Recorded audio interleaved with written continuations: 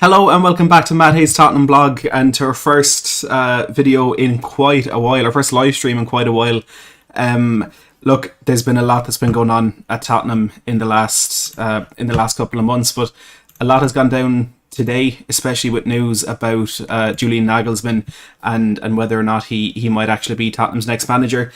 And Tottenham are going about things in a very, very Tottenham fashion, and I wanted to come on and speak about that today, and just the state of the club in general with the many departures we've seen in the last couple of weeks, and conversations that I feel like we have every year, every season, about the direction of the club and about, you know, where we're actually going here. But before we get into all of the same old conversations, I want to take a quick look at what's come out about Julian Nagelsmann today, and it's kind of been in the last hour or two, and I'm sure a lot of people will have seen the former Manchester United manager Ralf Rangnick was speaking to Sky Sports in Germany earlier today, and look, we can all agree that the time he spent at Manchester United as manager did not go to plan at all. It's I think, to be honest, really damaged the reputation that Rangnick has, especially amongst fans of English football who might not have a wider knowledge of football in Europe. But as a sporting director, Rangnick had a lot of success in the past, including at RB Leipzig, where he worked with Julian Nagelsmann and kind of established RB Leipzig as a Champions League side.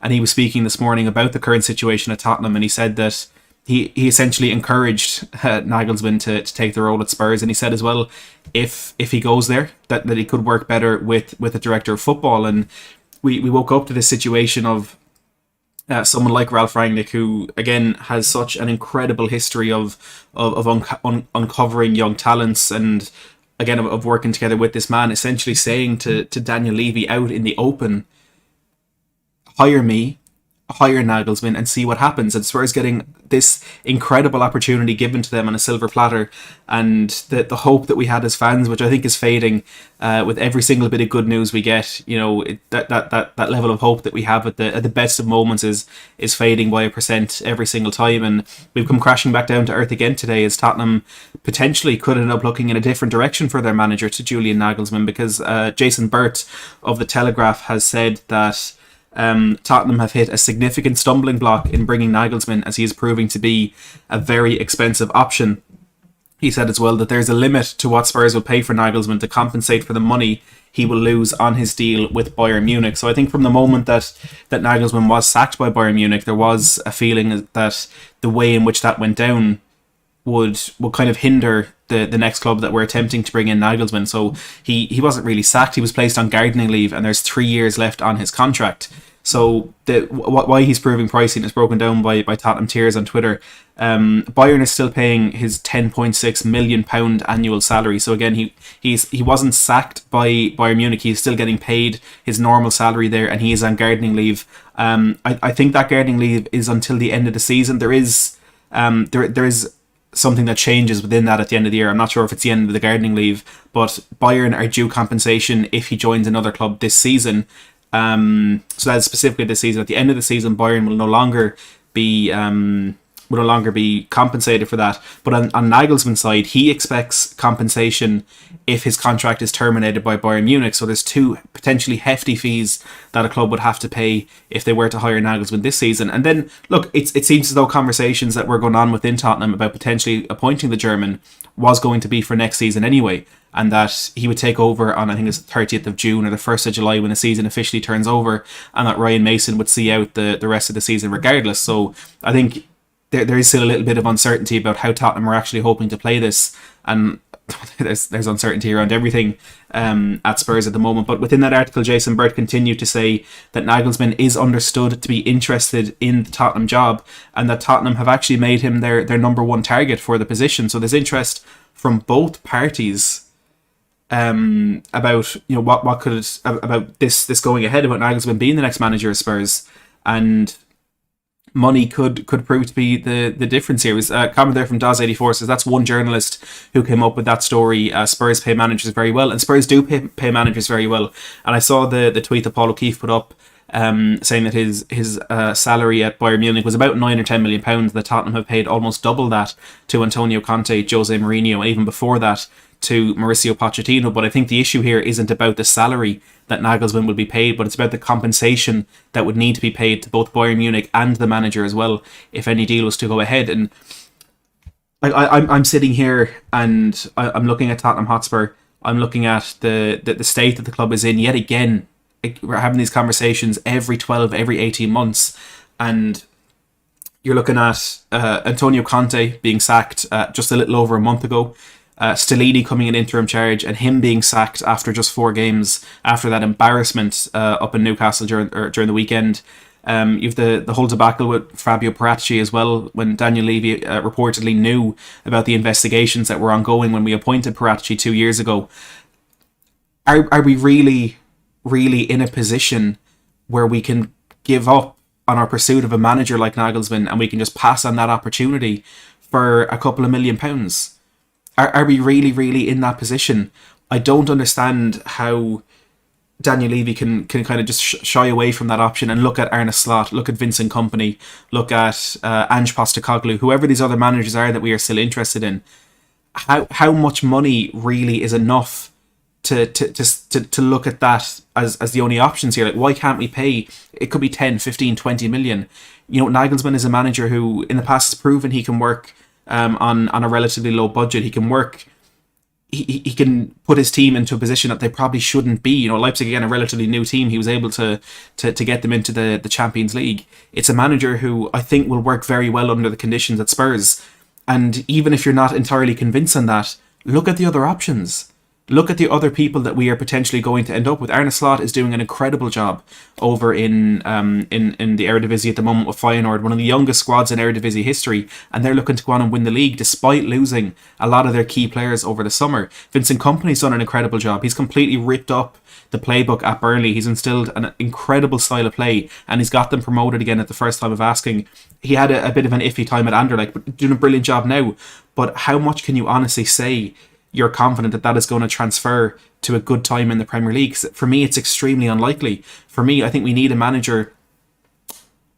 When we have the option there, we need to try and take that option of a manager who has worked at the highest level. Nagelsmann was at Bayern Munich. He's just left Bayern Munich, and you can say all you want about why he left Bayern and the fact that he was sacked there.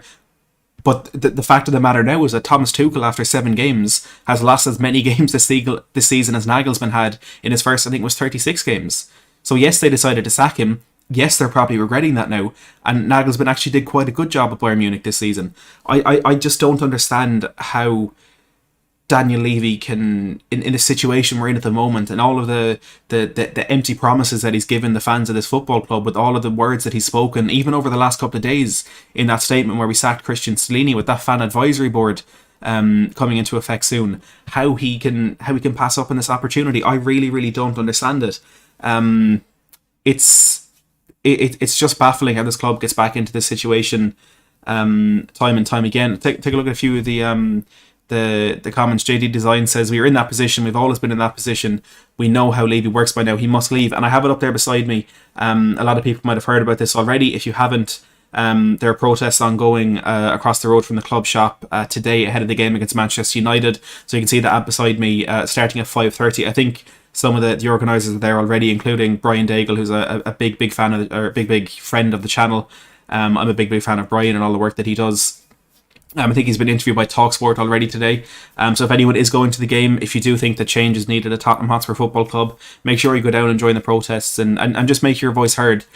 It might only be a small starting point, and I'm not going to sit here and say I think if 50 people show up today that Daniel Levy will resign in the morning. That's absolutely not what's going to happen, but there's a place to start. You have to start somewhere, and Brian has been doing incredible work, and despite a lot of disagreement with what he does and a lot of objection to how he thinks the club can change for the better, he's fighting for what he believes in, and I think there's a lot of people out there that believe in Brian's fight as well. So go down, join, make your voice be heard.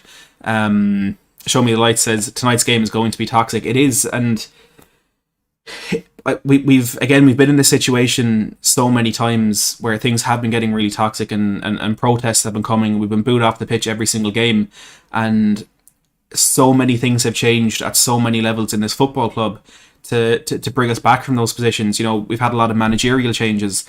Nuno Espirito Santo and Antonio Conte, I think, being the two that have been really, really driven by frustration and anger within the fan base. We've had wholesale changes within the squad. Now, admittedly, the same core of the squad has been there for the last 6, 7, 8 years with the likes of Hugo Lloris, Eric Dyer, that have probably outstayed their welcome at Spurs, and have probably outgrown, or the club has probably outgrown the calibre of player that they've become.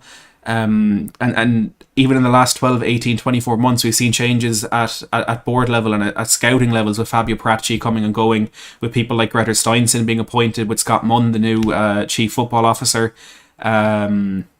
Everything has changed at every level except one thing. The one constant in the last 22 years of failure for Tottenham Hotspur Football Club, the one constant factor every time we are sitting here having these conversations, every time we are embarrassed to walk outside wearing the Spurs jersey, every time we're going to a game or going to watch a game and thinking, how much are we going to lose by today? The one common denominator every single time is the chairman of the football club.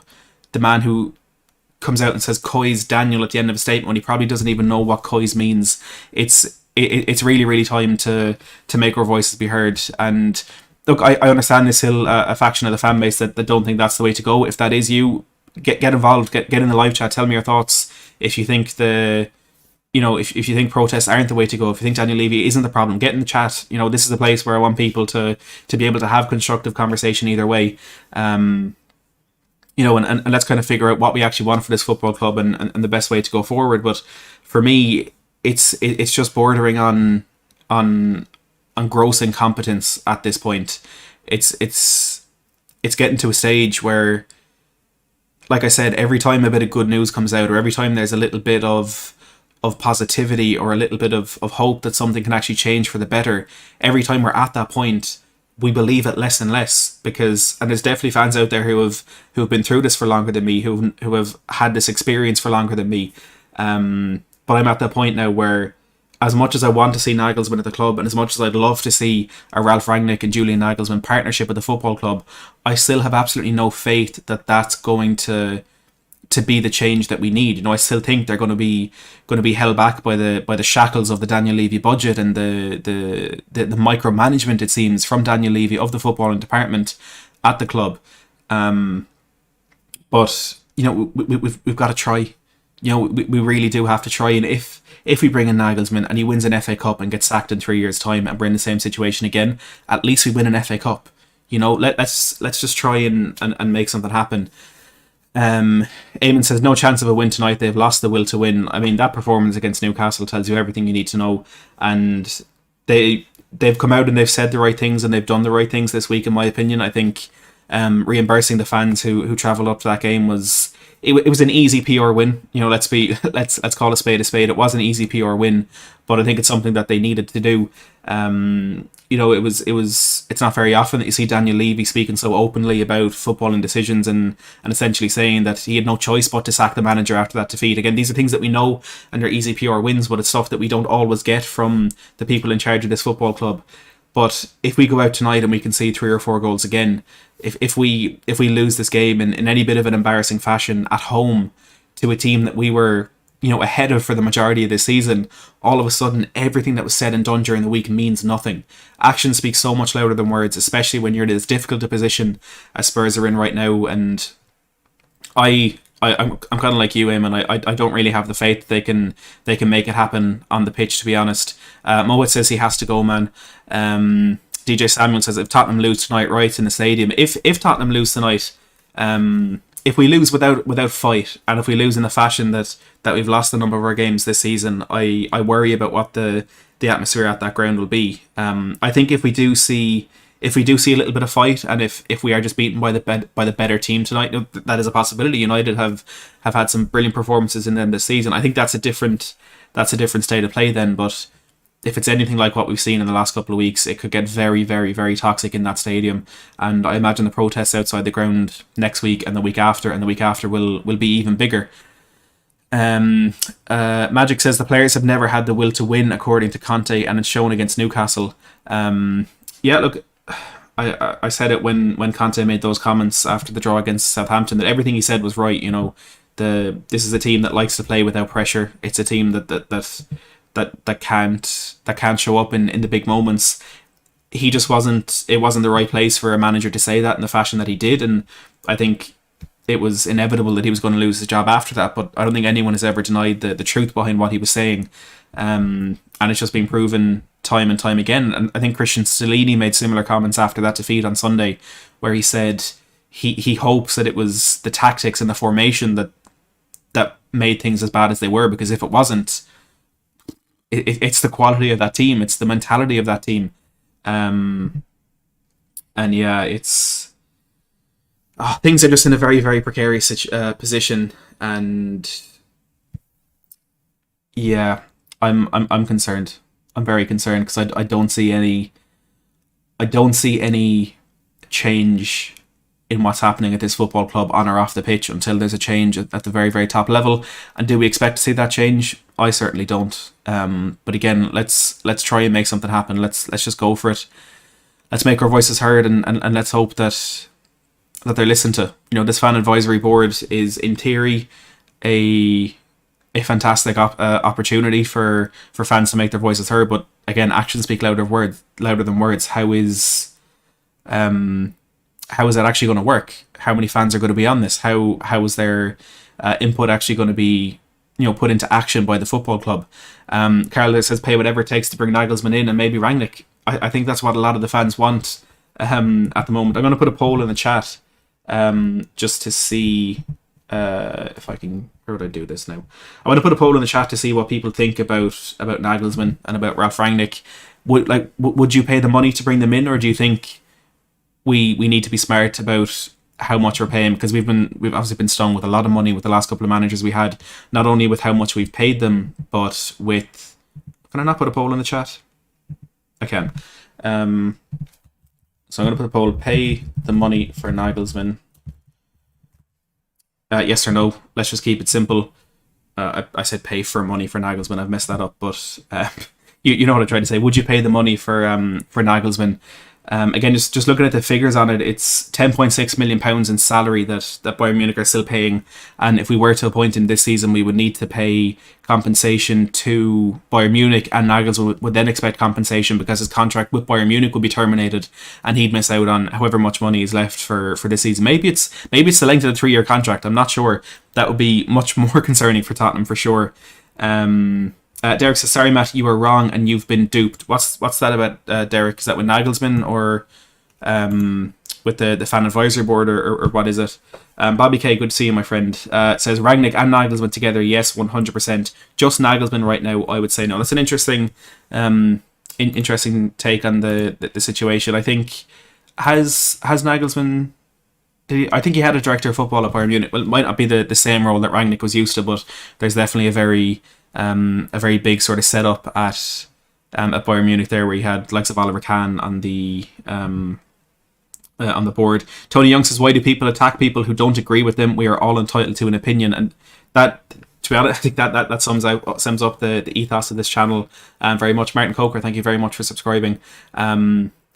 It's a place where I just want people to have a conversation and share our opinions on Tottenham, because there's 223 of you watching right now. I can guarantee that all of you and me want the same thing for Spurs, which is success on and off the football pitch, mainly on the football pitch. But I doubt there's one person here who would agree with another on absolutely everything. But we need to remember that at the end of the day, we all want success for this football club. We just have different visions and different opinions on how that is going to happen. Why criticize each other? Why attack each other? Why we're in this together. We're very much suffering together at the moment. So let's remember that. Please, everyone, do, by the way, if you are enjoying this content, make sure to give a big thumbs up down below, hit like in the video, and subscribe as well, because I'm hoping to do a little bit more content over the summer. This is the transfer channel, so hopefully there'll be a lot more content coming over the summer. Powder says, miss your content, do please go live more. I appreciate that. Just been really, really busy with work and a few other bits over the last few months, but again, hopefully there will be more to come over the coming weeks. I'm on Last Word on Spurs every now and then as well, so if you're not subscribed over there, make sure to do that, and you'll hear a bit more of my my Irish accent over there as well. Let's look at the poll. What are people saying? So 96% of you who have voted said we should pay the money for Nagelsmann, which I think sums up the opinion of a lot of the Tottenham fan base at the moment. I think there was one big PR defeat for Spurs in not even picking up the phone to Mauricio Pochettino. And again, I know this is a very contentious one within the Tottenham fan base at the moment. was now the right time for Pochettino to come back.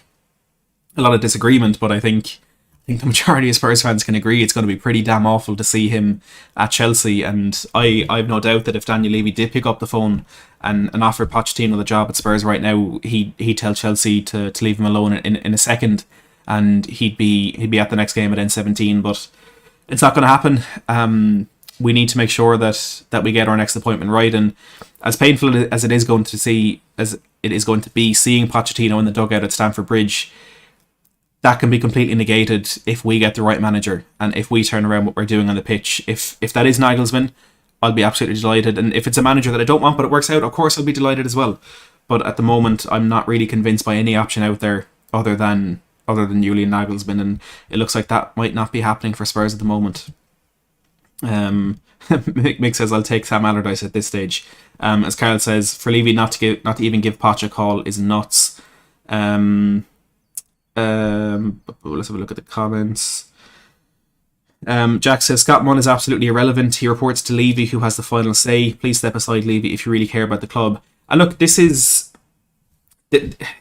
again, are we going to fall for the same things again? Because when Fabio Paratici came in, we were hearing that it was for Daniel Levy to step away from the footballing side of things, and that Paratici would take over all of that. He'd take over the transfers, the managers, all that sort of thing. And we definitely did see a shift.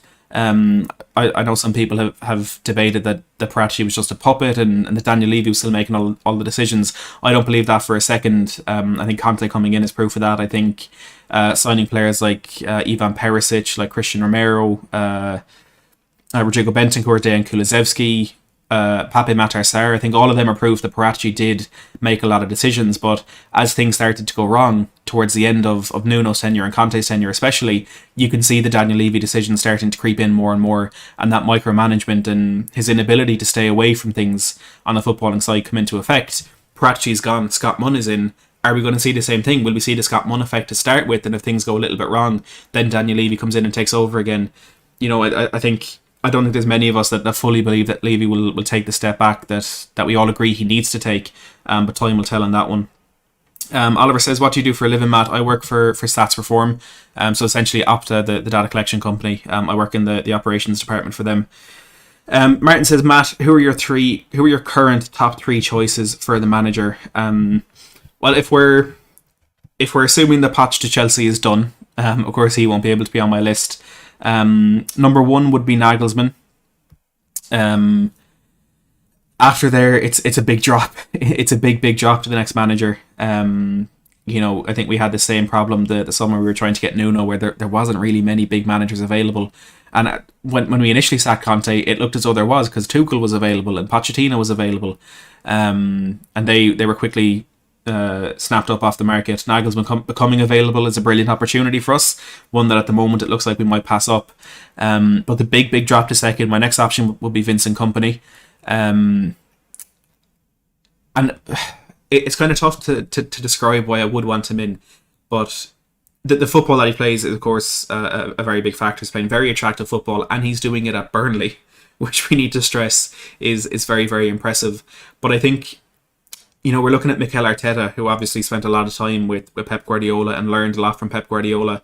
And you're looking at what he's achieving now with Arsenal, despite the fact that they've bottled the league, they've crumbled, any word you want to use to laugh at them, please get it in the live chat. But he's done incredibly in management, and you can see that he has a lot of the same philosophies and a lot of the same footballing ideas as Pep Guardiola. And for someone like Vincent Kompany, who was the captain at Manchester City, won a few titles with Guardiola, and clearly has learned a lot from Guardiola in terms of how he wants to play football, the chance to do that at a bigger team, he could implement his ideas a little bit more. And part of me, a little part of me, is thinking, I want a manager like Vincent Kompany, because there's no expectation. And the biggest issue for me, and the biggest source of pain for Tottenham fans over the last 3 or 4 years, has been the expectation. When we brought in Jose Mourinho, at the time of the appointment, I wasn't a fan of it, but I felt, we're probably going to win a cup. Let's sacrifice what has been built with the young players in the squad and the lovely style of football and all that. Let's sacrifice that, but let's win a trophy in the meantime. And we didn't get that trophy with Jose Mourinho. And then we brought in Conte, and I'm thinking, well, surely we're going to get a trophy now. And it's the fact that the hope is so big when you come crashing down. I think that just makes it all that more difficult. Whereas with somebody like Vincent Kompany, we're not expecting it to work. So if it does, even better. You're surpassing the expectations that are there. But I think that feeling of knowing that this isn't going to be a quick fix and that there is going to be a little bit of pain before we get to see the benefits of an appointment like that, I think that could be something that the fan base needs right now. And as for third option to fill my top three, I mean, I don't really know. I don't think there is any other manager out there that I'd be happy to see come in. For Ange Postecoglou, we've seen a lot of managers do so well in Scotland and really just not be able to do it in England. You're looking at Steven Gerrard, Brendan Rodgers, and Neil Lennon as the last three who really show that.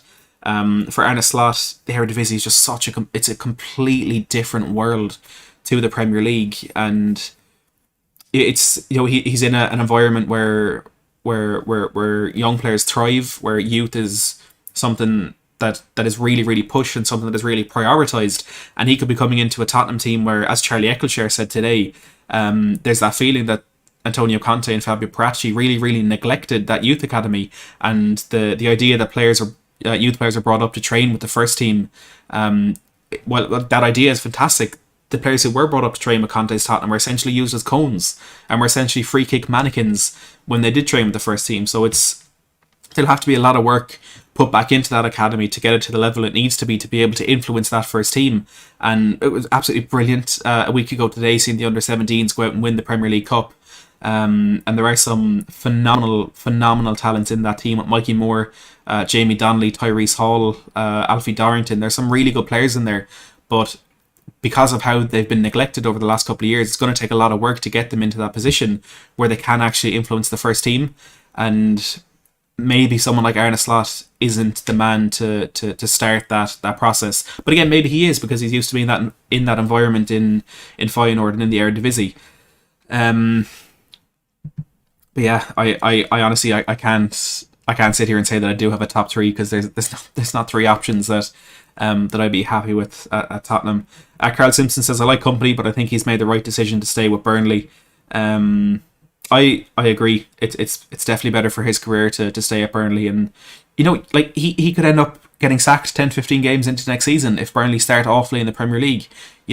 I think there's a very common trend with teams who come up to the Premier League playing football the right way and playing the way Kompany's Burnley are, that that works in the Championship. But then when you're playing the much better, much bigger teams, that doesn't work. And sometimes it's the Stokes and it's the old Burnleys that thrive with the defensive football, because it's something that a lot of big teams struggle to break down. So maybe Kompany has to adapt next season. Maybe he'll be on the market by November. Who knows? He hasn't managed in the Premier League before. It's going to be a huge challenge for him.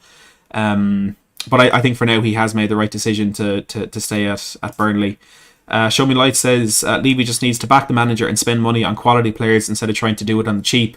And I put out a tweet when the news came out that the Tottenham were, I think the phrase was hoping for a significant compromise on the financial side of things to get Julian Nagelsmann into the club. And like I said, Daniel Levy is shopping for designer clothes, but he's going to Primark. He wants the very, very best for as little money as possible. And he has made big signings in the last 4 or 5 years. As much as I want him out of the football club, I'm not going to ignore that fact. Ndombele was at 65 million, Lo Celso was 50 to 60 million, Richarlison 60 million. You've Davinson Sanchez, but the common theme there is that money has been invested very, very poorly. And people who were defending Levy and saying that, well, he spent 200, 300, 400 million in the last however many years, I don't think any Tottenham fan is asking or is demanding for Levy to spend money for the sake of it. Yes, we want you to spend money, but you need to spend it right. And it's much easier said than done. I completely understand that. I saw a list recently of every Premier League club's biggest record signing, and how the majority of them have gone on to be flops, or not living up to expectation, like Darwin Núñez at Liverpool, like Paul Pogba at Manchester United, Nicolas Pepe at Arsenal, obviously Tanguy Ndombele at Spurs. It does happen, but you can't possibly say that he's making the positive changes and going about things in a better way when every penny he spends is in a disappointing way. Rowan says, I think Levy leaving is unrealistic. We should aim to have Levy to be more open and accessible so we can be on the same page and have a semblance of understanding about what he does and why. That's something that I've been saying for a couple of years. I think it's never realistic to demand the sale of a club or to expect it to be done in an instant like that. We want Levy gone. Like I said earlier, we want him gone. He'll be gone tomorrow morning. I know that's not going to happen. And I've been an advocate for more openness from the board and for actually trying to change what we have already instead of saying, not next one in, let's see what they do, because sometimes the devil you know is better than the devil you don't know. Jonathan, become a member. Thank you very, very much for that, Jonathan. I appreciate the support. But how many times has Levy lied to us? He comes out every season with his end of season message and he says, we want trophies, we want this, we want that. The football on the pitch is the most important thing to us. He says this all the time. David, thank you for subscribing. But I don't ever remember a time where Daniel Levy has come out and spoken and I've thought, that fills me with confidence, or that's what I needed to hear. And then that actually happening. He's had his chances in that regard for me. It's been way too long that we've been asking him for openness. We've been asking him for transparency. I just think that boat has sailed. I think that ship has sailed. I don't think Daniel Levy is the type of man who's going to give us what we need in that department. And look, maybe it could be a case where Daniel Levy wants to run the club the way he's running. We want Daniel Levy gone. Maybe there's somewhere we can meet in the middle, and maybe that place in the middle is a bit more transparency. And again, maybe the fan advisory board is the beginning of that. But for me, I've lost faith and I've lost hope in that. I've lost the trust that the people in charge of this club right now are going to bring us to where we need to be. Yeah, Daniel Levy's not doing very well. He's not doing very well. Atavatron says, I've been a Spurs fan for over 50 years, and in all that time, almost without fail, our kids have weighed 6 stone and got blown over in a light breeze, Sol Campbell being an exception. I apologise for swearing. And that is definitely an issue that we have.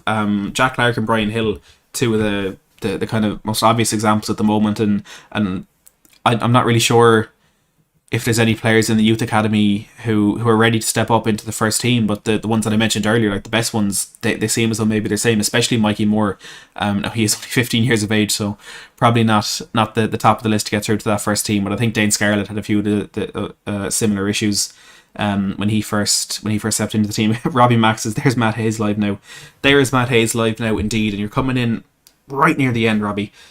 So hard luck on that one, but good to see you, my friend.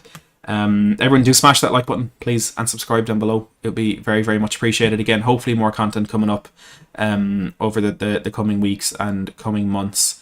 Before we do wrap up, everyone, your number one choice for Tottenham manager right now, again assuming Pochettino is off the market, let's just assume he signed that contract with Chelsea. I almost threw up saying that. Let me know in the live chat your number one choice for managers. In that poll on Nagelsmann, there was 174 votes and 84% of you said 86% said that you would pay the money for Nagelsmann. So unsurprisingly, a large contingent of the fan base disagreeing with Daniel Levy on a financial decision he's made with the football club.